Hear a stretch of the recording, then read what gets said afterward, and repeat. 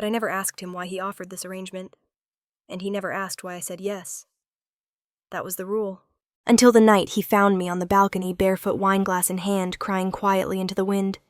I hadn't planned to cry. It just happened. He didn't say anything, just leaned beside me, hands in his pockets. Gaze distant.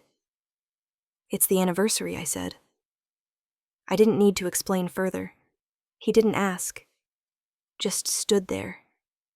Solid. Present. And I hated how much I wanted to lean into him.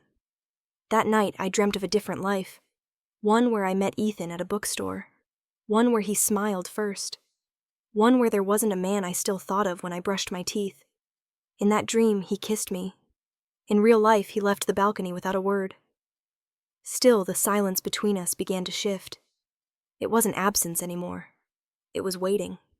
For what I didn't yet know. There was a clock in Ethan's kitchen that ticked louder than it had any right to. Every morning at 7:30 it beat like a metronome against the silence, while I stared at my untouched toast.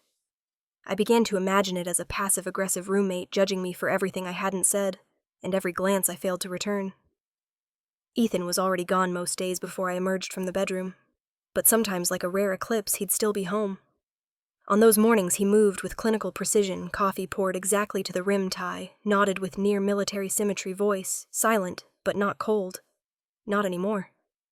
"I didn't mean to intrude," he said one morning as I walked in while he was still buttering toast. His voice was too formal, like we were awkward coworkers who accidentally scheduled a meeting in the same room. "It's your kitchen," I said.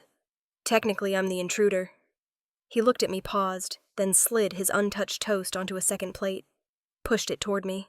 I made too much. It wasn't an apology, but it was a gesture. I took the toast.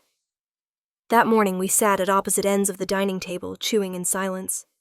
But it wasn't uncomfortable. It was something close to peace.